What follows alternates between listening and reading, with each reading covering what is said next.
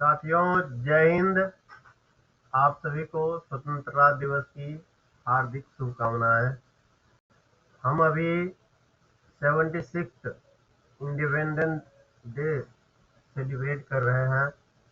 इस मौके पे हम याद करते हैं कि 1947 में जब हमारा देश आज़ाद हुआ, उसके बाद का 76 ईयर का जर्नी कैसा रहा। चलिए इस पर एक हम ओवरलुक ले लेते हैं। देखिए, जिस समय सेकेंड वर्ल्ड वार हुआ था, उसके बाद जो वो सारे देश गुलामी की बेड़ियों में जकड़ा था, वे सारे देश आज़ाद हुआ। उनमें से हमारा देश भारत भी एक था। 15 अगस्त 1947 को हमारा देश आज़ाद तो हो गया, लेकिन आज़ादी की हमें बहुत बड़ी कीमत चुकानी पड़ी थी। हमारा देश दो भाग में बट गया था। हमारी देश की मिट्टी लहूलुहान होकर अपने जिगर के टुकड़े कर उसे हमेशा के लिए खो दिया था। देश का दो टुकड़ा किसी एक घटना या दो चार घटनाओं का परिणाम नहीं था। इसका मुख्य कारण काफी वर्षों से देशवासियों के दिलों में भरी जा रही नफरत था। साथियों, कोई भी घटना का तत्कालीन कारण कुछ भी हो सकता है, लेकिन उनके पीछे का पृष्ठभूमि काफी लंबे समय से लिखा जा रहा होता है। आजादी को तो याद कर हम गौरवान्वित महसूस करते हैं, लेकिन इन दिन जो बंटवारा का दंश हमने झेला था, उस दर्द को भी हमें इस तरह याद करना है कि यह दर्द दिलों के बीच जो नफरत का फसल हमने बोया था, उसी का परिणाम था। अतः इस स्वतंत्रता दिवस हमें प्रण लेना है कि हम सभी देशवासी आपस में प्यार तथा मोहब्बत बढ़ाएंगे, तभी आज़ादी की रीढ़ और ज़्यादा मजबूत होगी। चलिए चर्चा को और हम आगे बढ़ाते हैं। आज़ादी तो हमें मिल गई थी, लेकिन आज़ाद भारत को किस तरह का सांचे में ढालना है, इस पर विमर्श करने के लिए संविधान सभा का निर्माण किया गया था। संविधान सभा के विद्वान सदस्यों ने काफी मेहनत के बाद हमें जो लोकतांत्रिक गणराज्य दिया, आजादी के बाद पहली सरकार के द्वारा ही इसे मजबूती देना शुरू किया गया। बाद के सरकारों द्वारा भी अनवरत इसे जारी रखा गया।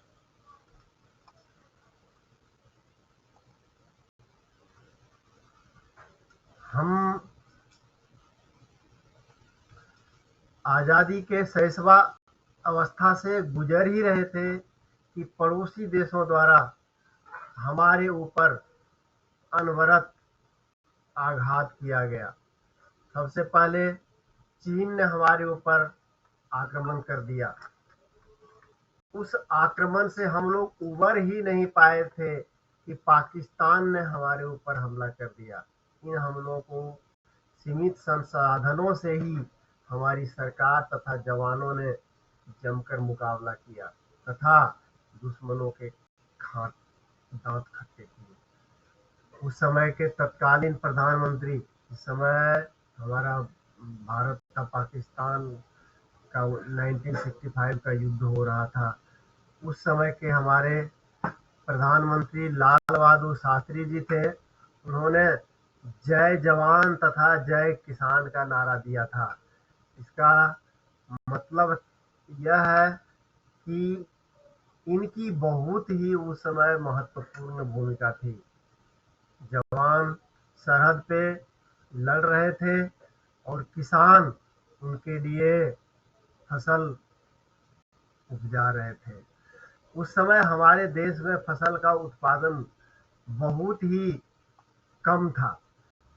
ऐसा था कि लोगों को भरपेट खाना नहीं मिलता था। उस समय हमारे प्रधानमंत्री ने आह्वान किया था कि देशवासियों, आज इस विकट घड़ी में सभी को सप्ताह में कम से कम एक टाइम, मतलब एक दिन का एक टाइम हमें भूखा रहना चाहिए। उस समय यह हमारा हालात था अनाज का उत्पादन का। आज तो हम अनाज के उत्पादन में काफी आत्मनिर्भर हो गए हैं और हम अपने प्रोडक्शन का काफी मात्रा में निर्यात भी करते हैं। उस समय से अभी का प्रोडक्शन करीब करीब 4 गुना बढ़ गया है और हम इसे काफी मात्रा में निर्यात भी करते हैं। उस समय की स्थिति और अब हमारे अभी की स्थिति में काफी परिवर्तन आया है। हमारे देश का प्रधानमंत्री पंडित जवाहरलाल नेहरू ने 15 अगस्त 1947 को कहा था कि आम आदमी, किसानों और मजदूरों के लिए स्वतंत्रता और अवसर पैदा करना, गरीबी, अज्ञानता और बीमारी से लड़ना और उसे समाप्त करने से ही देशवासियों को आजादी मिल पाएगी। तो उस समय जो हमारे स्वतंत्रता सेनानी थे और जिन्होंने संविधान का निर्माण किया था, वो किस तरह का भारत देखना चाह रहे थे, इसी पंक्ति से वो चीजें उजागर होता है।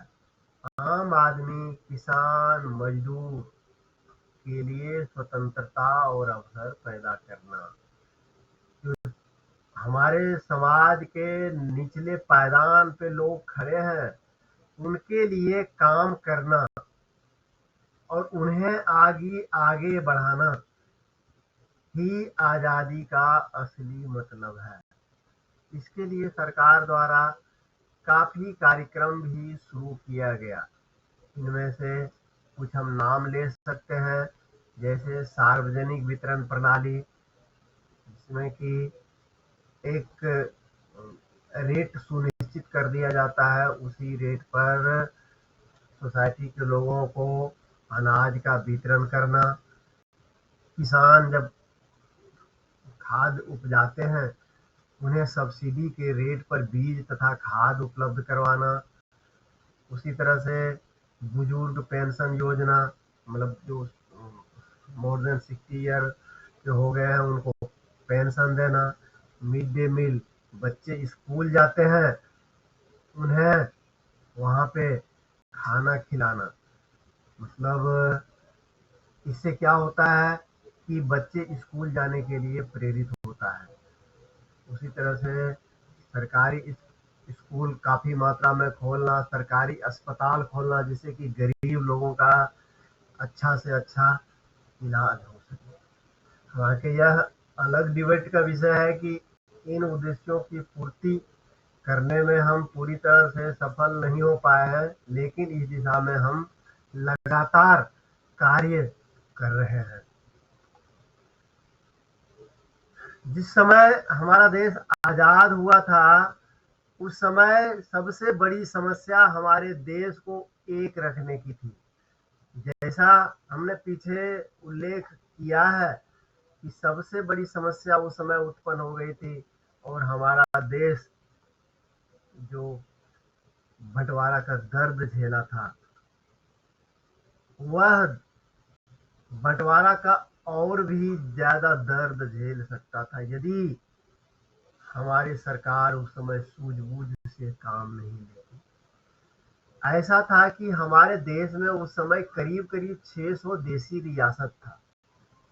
देसी रियासत को मैं आपको सरल शब्दों में ऐसे समझा सकता हूँ कि जब यहाँ पे अंग्रेज आया था, तो अंग्रेजों ने काफी राज्यों को हराया था। ऐसा था कि हमारा देश छोटे छोटे टुकड़ों में बटा हुआ था और हर जगह अलग अलग राजा राज्य करता था। उन राजाओं को अंग्रेज हराया और जब बड़े बड़े राजा को जब अंग्रेजों ने हरा दिया तो छोटे छोटे राजाओं ने खुद व खुद अंग्रेजों का अधीनता स्वीकार कर लिया। उन्होंने सोचा कि जब बड़े राजा का यह हाल है तो हम कहाँ हैं, तो इसलिए उनकी अधीनता स्वीकार करने में ही भलाई है। तो उन्होंने उनकी अधीनता स्वीकार कर लिया और उनके एवज में वह राजा बने रहते थे और कुछ भाग टैक्स के रूप में अंग्रेजों को दिया करते थे। तो ऐसे जो सारे छोटे छोटे जो स्टेट था उन्हें हम देसी रियासत बोलते हैं। तो जिस समय हमें आज़ादी मिली थी उस समय देसी रियासत को यह ऑप्शन दिया गया था कि आप या तो भारत के साथ मिल सकते हैं या पाकिस्तान के साथ मिल सकते हैं या इंडिपेंडेंट रह सकते हैं। अब यदि आप सोचिए 500 600 के आसपास जो हमारा जो देसी रियासत था, यदि वो सारे देसी रियासत यदि कहते कि हम इंडिपेंडेंट रहेंगे तो क्या हालात उस समय पैदा हो सकता था, इनकी आप कल्पना कीजिए। इसलिए सारे रियासतों को या तो समझा बुझाकर या तो डराकर या तो जैसे भी है हमारे देश में मिलाया गया। इसमें से कुछ समस्या भी आई थी, जिसमें से एक जूनागढ़ था। जूनागढ़ का जो राजा था वो मुस्लिम था और वहाँ की ज्यादातर जनता हिंदू थी। इसलिए उस समय के जो हमारे जो सरकार था उन्होंने क्या किया कि जूनागढ़ में जनमत संग्रह करवा दिया। जनमत संग्रह में वहाँ की जनता ने भारत के साथ मिलना स्वीकार किया और जूनागढ़ को भारत में मिला दिया गया। उसी तरह से एक समस्या जम्मू एंड कश्मीर का आया था और वह समस्या आज तक भी बना हुआ है। जम्मू एंड कश्मीर का समस्या ऐसा था कि वहाँ का राजा हरि सिंह थे। हरि सिंह ने घोषणा किया कि हम किसी भी देश के साथ नहीं मिलेंगे, हम स्वतंत्र रहेंगे। हम न तो भारत के साथ मिलेंगे न तो पाकिस्तान के साथ मिलेंगे, हम खुद स्वतंत्र रहेंगे। लेकिन इस बीच घटना ऐसा बदलता है कि पाकिस्तान जो है जम्मू कश्मीर पर अटैक कर देता है। उनके अटैक का वहाँ की सरकार, जो हरि सिंह की सरकार थी, वो सामना नहीं कर पाता है। इसलिए वो भाग करके इंडिया आता है, वो इंडिया से हेल्प मांगता है। अब इंडिया कहता है कि इस स्थिति में हम आपको हेल्प नहीं कर पाएंगे, हम आपको तभी हेल्प कर पाएंगे जब यह साइन कर दें आप कि हम इंडिया के साथ मिलेंगे। उस समय हरि सिंह ने दस्तावेज पे साइन किया कि हम इंडिया के साथ मिलेंगे और इस तरह से जम्मू कश्मीर भारत का हिस्सा हो गया। लेकिन इसमें एक पेंच यह फंस गया कि क्योंकि पाकिस्तान जम्मू कश्मीर पर आक्रमण कर चुका था और जब भारतीय सेना उनको हेल्प करने के लिए, जम्मू कश्मीर को हेल्प करने के लिए वहां गया, तब तक पाकिस्तान जम्मू कश्मीर के काफी बड़े भूभाग पर कब्जा कर चुका था। वहां तक उन्होंने रोका उन्हें, तब तक यह मैटर यूएनओ में चला गया था। यूएनओ ने बोला कि आपकी फौज जहां पे खड़ी है वहां पे रहे। और इस तरह से उस समय जो जहां तक था भारतीय सेना अपने क्षेत्र में और पाकिस्तान जितना दूर तक आगे बढ़ गया था जम्मू कश्मीर में, वहां तक उसी जगह पे दोनों सेनाएं खड़ी रही और वहीं पे एक लाइन खींच दिया गया जिसे कि आज हम एलओसी बोलते हैं, लाइन ऑफ कंट्रोल। यह स्थिति उसी समय से वैसा का ही वैसा बना हुआ है। और जो भाग ऑब्वियसली है, क्योंकि तो वहां के राजा ने हमारे साथ मिलने का जो है साइन किया था उस समय के स्थिति के अनुसार, तो पूरा जम्मू कश्मीर हमारा भाग है। लेकिन जहां तक पाकिस्तान की सेना आगे आ गई थी वहीं तक वो रुक गया, और वह जो एरिया है आज भी पाकिस्तान के कब्जे में है। अतः यह स्थिति 1947 से आज तक यह प्रॉब्लम बना हुआ ही है। यह हमारे संविधान निर्माताओं ने और हमारे उस समय की जो सरकार थे उन्होंने इस स्थिति को बड़ा ही चतुराई से हैंडल किया था, जिस कारण से इतने सारे रियासतों को हमारे देश में मिलाया गया था। फिर भी एक प्रॉब्लम जो उस समय पैदा हुआ वो आज तक जम्मू कश्मीर का बना हुआ है। ये हम आगे बढ़ते हैं। Leader of the non aligned movement, देखिए उस समय का जो हमारा भारत था अभी आजाद हुआ था, इसे हम कह सकते हैं कि शैशवा अवस्था, बालक अवस्था अभी पैदा हुआ है। और उस समय पूरा दुनिया, पूरा विश्व दो भागों में बटा हुआ था, एक पूंजीवाद, दूसरा साम्यवाद। पूंजीवाद का अगुआ अमेरिका और साम्यवाद का अगुआ रूस, सोवियत रूस। कोई कंट्री रूस का सपोर्ट में खड़ी है और कोई कंट्री अमेरिका के सपोर्ट में खड़ी है। ऐसे समय में इंडिया को किसी के भी गोद में बैठना खतरनाक साबित हो सकता था। इसलिए उस समय के तत्कालीन प्रधानमंत्री हमारे जवाहरलाल नेहरू ने यह निश्चय किया कि हम किसी के साथ नहीं जाएंगे, और उन्होंने एक गुट निरपेक्ष आंदोलन खड़ा कर दिया था, जिससे जो थर्ड वर्ल्ड के जो कंट्री थे जो कि तुरंत आजाद हुए थे उन्हें काफी फायदा हुआ था। वो सारे गुट निरपेक्ष जो आंदोलन था उनके साथ जुड़ गया था और किसी के साथ भी खड़ा नहीं हुआ था, और इनका जन्मदाता हमारा ही देश था, गुट निरपेक्ष आंदोलन का। ठीक है, आगे बढ़ते हैं हम। हमारा इकोनॉमी हमारा इकोनॉमी मिक्स इकोनॉमी को अपनाया गया। जिस तरह से हमने विजन में आपको बताया था कि हमारा जो उस समय की सरकार था उन्होंने यह समझ लिया था कि ये आम आदमी, किसानों, मजदूरों, गरीबों को जब तक हम आगे नहीं बढ़ाएंगे तब तक हमारी आजादी पूरी नहीं हो सकती है। इसलिए उन्होंने मिक्स इकोनॉमी को अपनाया। मिक्स इकोनॉमी का मतलब ये है कि इनका कुछ सेक्टर प्राइवेट कंपनी चलाती थी और कुछ सरकार चलाती थी।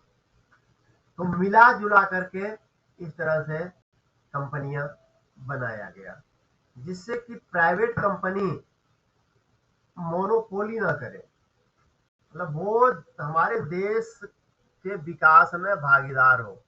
ऐसा ना हो कि वो ही अपना सिर्फ देश अपना जेब भरते रहे और आम जनता जो है चक्की में पीसते रहे। तो दोनों तरह की कंपनियां साथ साथ चल रही थी। हमारा जो है प्राइवेट कंपनियां भी चल रही थी, सरकारी कंपनियां भी चल रही थी। जैसे आपको एक उदाहरण से बता सकता हूँ कि हमारा एक सेल कंपनी है, वो स्टील बनाती है, वो सरकारी कंपनी है। और स्टील बनाने वाली एक टाटा की भी कंपनी है, टाटा स्टील है। एक छोटा सा एग्जांपल से आपको मैं समझाया हूँ। तो हर क्षेत्र की जो है काफी कंपनियां सरकारी भी है और प्राइवेट भी है।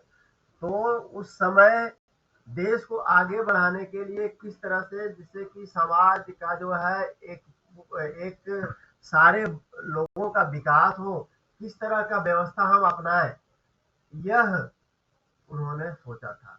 और इसी कारण से मिक्स इकोनॉमी पैदा हुआ था। अभी मैं एक छोटा एग्जांपल द्वारा इसे और भी मिक्स इकोनॉमी का फायदा को मैं आपको क्लियर करना चाहता हूँ। अभी प्राइवेट सेक्टर का कुछ बैंक है और कुछ सरकारी सेक्टर का कुछ बैंक है। जैसे कि सब स्टेट बैंक ऑफ इंडिया हमारे सरकारी है, और HDFC, ICICI, कोटक और बहुत सारे बैंक जो है प्राइवेट बैंक है। अब अभी देखिए, एक बैलेंस मेंटेन करने के लिए प्राइवेट बैंक आता है कि 10,000 5,000 आपको अपने खाता में रखना ही रखना है। अब ये तो हमारे देश का इसका मतलब है कि जो सोसाइटी के जो सबसे लोअर क्लास के लोग हैं वो तो खाता खुलवा ही नहीं पाएंगे। वो एक मजदूरी करके आते हैं, यदि वो दिन का 10 रुपया बचाना चाहे या 100 रुपया बचाना चाहे, कहाँ बचा पाएंगे? इनको तो बैलेंस ही मेंटेन करना है 10,000 रुपया का। और मैं ये बता दूं, यदि सरकारी बैंक नहीं रहता तो ये प्राइवेट बैंक वो 10,000 का बैलेंस मेंटेन नहीं करवाता। हो सकता था वो 50,000 और 1 लाख का बैलेंस मेंटेन करवाता। तो इस तरह से आप मिक्स इकोनॉमी का फायदा समझ पा रहे होंगे, जिससे कि एक सरकारी कंपनियां रहने से किस तरह से प्राइवेट कंपनियों के ऊपर जो है कंट्रोल रहता है और वो देश के विकास में योगदान करता है। यदि सरकारी कंपनियां नहीं रहेगी तो वो देश के विकास में योगदान ना करके अपना विकास में लगा रहेगा, और हमारी सोसाइटी के जो लोअर क्लास के लोग हैं वो पीछे ही छूट जाएंगे, और कुछ लोगों का ही जो है, कुछ मुट्ठी भर लोगों का ही विकास होगा और वो आगे बढ़ेगा। तो इसलिए मिक्स इकोनॉमी अपनाया गया और वो उसका हमें बहुत फायदा भी आगे मिला। ये आगे बढ़ते हैं। ग्रीन रेवोल्यूशन, आप सभी को पता है कि जिस समय हमें आजादी मिली थी उस समय हमारे देश की काफी जनता भूखमरी के शिकार होते थे। आज तो ऐसा कोई स्थिति नहीं है कि हमारे देश की जनता जो है भूखमरी के शिकार हो सकता है देश के कुछ एरिया में, बहुत छोटे एरिया में इस तरह का स्थिति अभी मौजूद है, अदरवाइज ऐसी स्थिति नहीं है। आज हमारे देश में प्रोडक्शन काफी बढ़ा है। जो ग्रीन रेवोल्यूशन हुआ, MS स्वामीनाथन को इनका श्रेय है। उन्होंने नए वैरायटी का बीज और अच्छे खाद का खोज किया, जिससे कि फसल का उत्पादन काफी बढ़ा, और तो फसल का उत्पादन बढ़ने के कारण जो है हम आज फसल उत्पादन में आत्मनिर्भर हो पाए हैं। इवन हम जो है अपने फसल को एक्सपोर्ट भी करते हैं, निर्यात भी करते हैं। आज हमारी स्थिति, जबकि हमारा आबादी उस समय से आज तक काफी बढ़ा है। आपको बताते चलूं कि जिस समय हमारा देश आजाद हुआ था उस समय करीब करीब हमारे देश की आबादी 35 करोड़ थी, 35 करोड़। आज 140 करोड़ है। इतना आबादी बढ़ने के बावजूद भी हम अपने देश के लोगों को अनाज खिला पा रहे हैं और उनका एक्सपोर्ट भी कर पा रहे हैं। तो हमारा यह बहुत बड़ी उपलब्धि है। हमने अनाज के उत्पादन में, दूध के उत्पादन में काफी ज्यादा सफलता प्राप्त किया है। आगे बढ़ते हैं। Development of irrigation in India, खेती से ही जुड़ा हुआ चीज है। जिस समय हम आजाद हुए थे उस समय हमारे देश में सिंचाई की बहुत ज्यादा व्यवस्था नहीं थी। जो वर्षा होता था, मतलब जो रेनी सीजन में बारिश होती थी, उसी पर हम डिपेंड रहते थे। कभी होता था क्या कि बहुत ज्यादा बारिश हो गई या तो कभी कम बारिश हुई, तो उससे फसल बर्बाद हो जाता था। यदि बारिश ठीक हुआ तो उत्पादन हुआ, यदि बारिश ठीक नहीं हुआ तो सारे फसल मर जाता था। इससे किसानों को और उसके साथ साथ हमारे देश को भी काफी नुकसान होता था। इस कारण से उसी समय से ही ये काफी सिंचाई योजनाओं का विस्तार किया गया है हमारे देश में। इसमें से एक सबसे बड़ा नाम आप ले सकते हैं, भाखड़ा नांगल बांध। भाखड़ा नांगल बांध जो है 1948 से बनना शुरू हुआ था और 1963 में बन करके तैयार हुआ था। भाखड़ा नंगल बांध से उत्तर भारत के काफी बड़े एरिया में सिंचाई होती है और उससे काफी किसानों को बहुत ज्यादा फायदा हुआ था। इसी तरह से और भी काफी नहर हमारे देश में बना, काफी सिंचाई के साधन विकसित हुआ, इलेक्ट्रिक का विस्तार हुआ, किसान गांवों गांवों तक इलेक्ट्रिक पहुंचा, जिससे कि लोग जो है सिंचाई को ठीक से कर पाते हैं और फसल का उत्पादन करना सुगम हो पाया। नेक्स्ट बढ़ते हैं, नेशनलाइजेशन ऑफ बैंक। बैंक आपको पता होना चाहिए कि पहले सारे बैंक प्राइवेट था, लेकिन 1969 में 14 और 1980 में 6 बैंकों का राष्ट्रीयकरण कर दिया गया। राष्ट्रीयकरण करने का मेन कारण यह था कि वो जो हमारे लोअर क्लास के लोग थे, किसान थे, मजदूर थे, उन्हें लोन नहीं देते थे, उनकी जरूरत को पूरा नहीं करते थे। अब उन्हें उनकी जरूरत जब पूरा नहीं करेगा, हमारे देश की जो आबादी के एक बड़े भाग के लोगों की जरूरत यदि पूरा ही नहीं होगा, वो जो हमारे देश की मुख्य धारा में आगे जुड़ ही नहीं पाएगा, तो ऐसे बैंक हमारे देश के विकास में तो योगदान कर नहीं सकता। यही सोच करके हमारे देश के उस समय की सरकार ने सारे बैंकों का नहीं, टोटल 20 बैंकों का जो है राष्ट्रीयकरण कर दिया। हालांकि देखिए, राष्ट्रीयकृत बैंक का अभी बहुत आलोचना भी किया जाता है कि उससे जो है करप्शन बढ़ता है। जहां तक आलोचना की बात है, यदि मैनेजमेंट सही ना हो तो वो कहीं भी ठीक नहीं रहेगा। अभी मैं इसका एक सबसे अच्छा उदाहरण आपको देना चाहता हूँ, यस बैंक।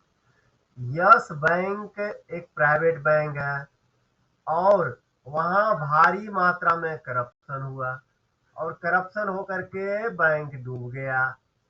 और बड़ा मजेदार बात मैं फिर बताना चाहता हूं कि उस बैंक को बचाने के लिए हमारे एक सरकारी बैंक आगे आया, जिसे कि हम स्टेट बैंक ऑफ इंडिया कहते हैं।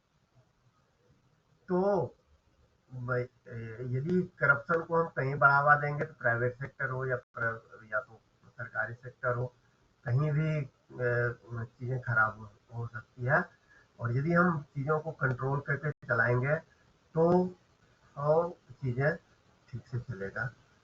तो वो सरकारी बैंकों का हमारी अर्थव्यवस्था के विकास में बहुत ही बड़ा योगदान है। आज भी हम देखते हैं कि एक साधारण लोग सरकारी बैंक में ही खाता खुलवाते हैं, किसी भी तरह का योजना का फायदा लेना हो या तो और भी कुछ हो। आगे बढ़ते हैं,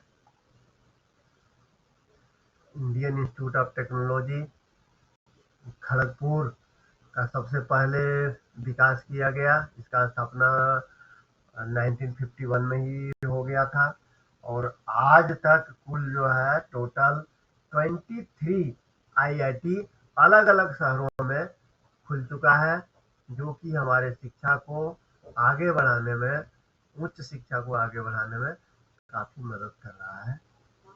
चलिए आगे बढ़ते हैं, डिफेंस सेक्टर। डिफेंस सेक्टर जिस समय हम आजाद हुए थे, उस समय डिफेंस सेक्टर में कुछ भी नहीं थे, लेकिन उसके बाद हमने डिफेंस के क्षेत्र में दिन दुनी और रात चौगुनी प्रगति किया है। सबसे पहले 1948 1948 ईस्वी में परमाणु ऊर्जा आयोग का स्थापना किया गया था।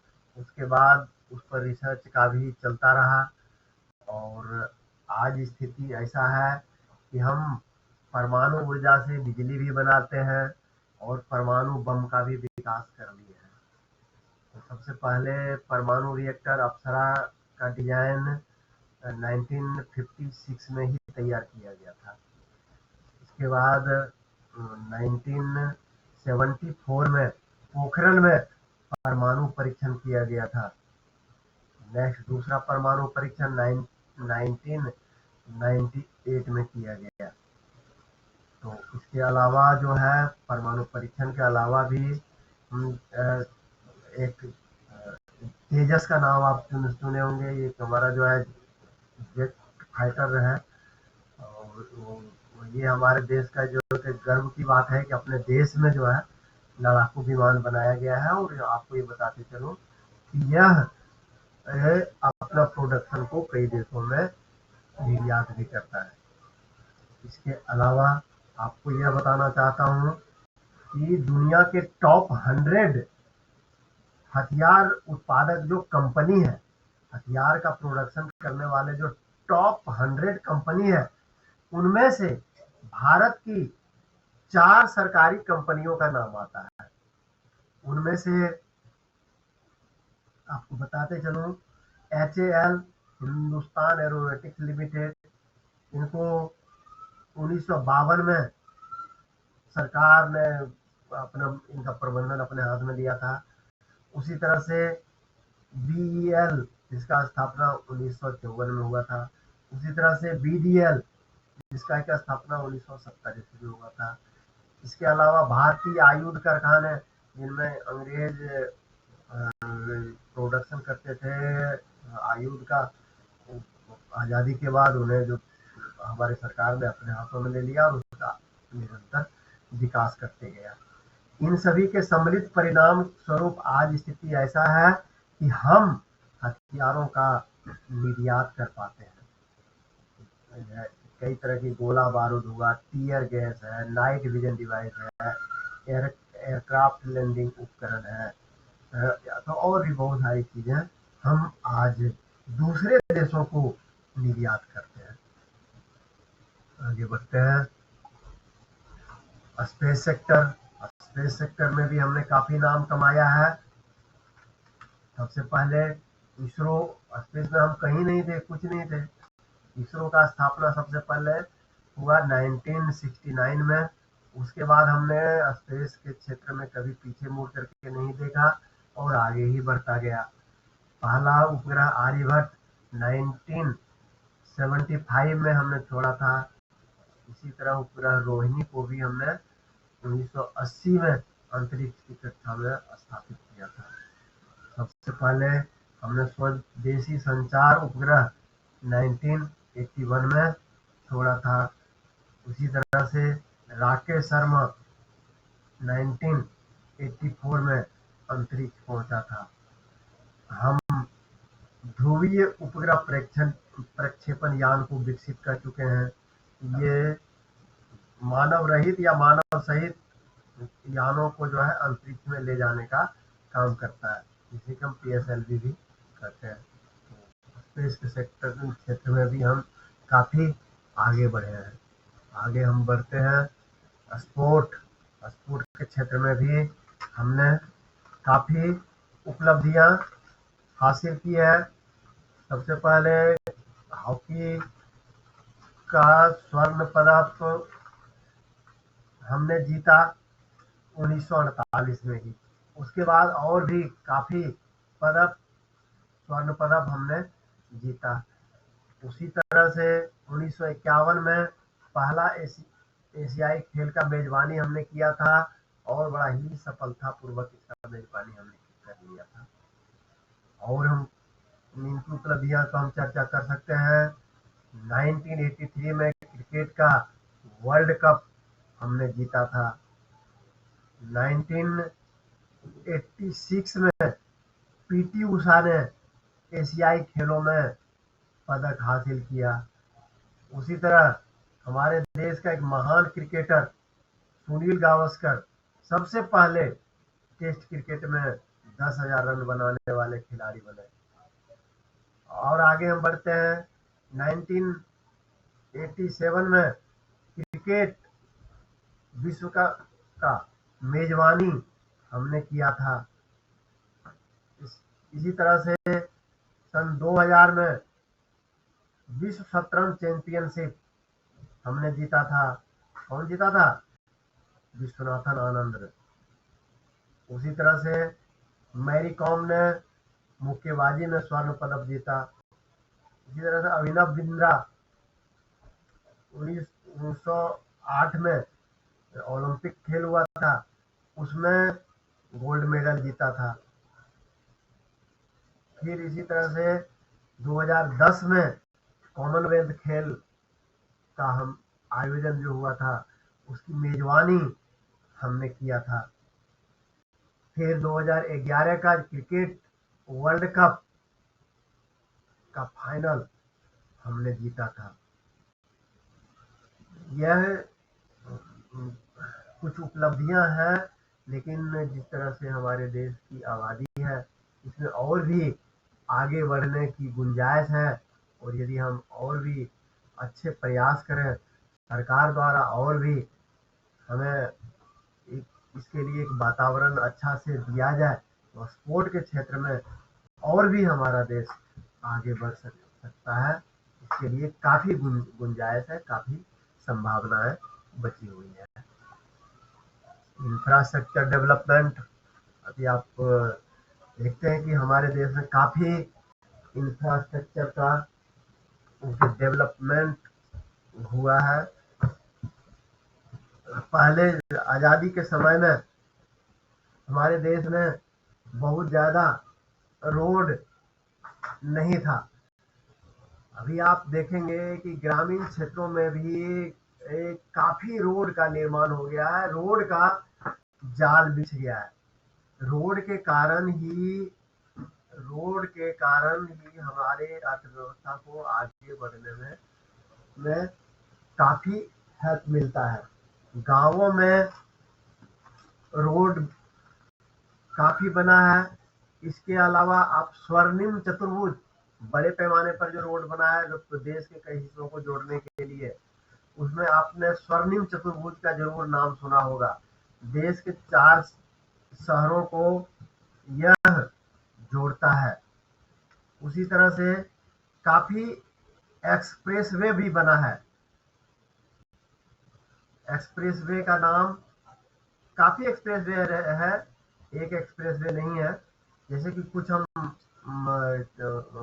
बात कर सकते हैं कि Delhi Agra expressway, Delhi Mumbai Purvanchal expressway, Bangalore Chennai expressway, Ahmedabad Dholera expressway, Dwarka expressway, Mumbai Nagpur expressway, Bundelkhand expressway, Delhi Amritsar Katra expressway, Raipur Visakhapatnam expressway.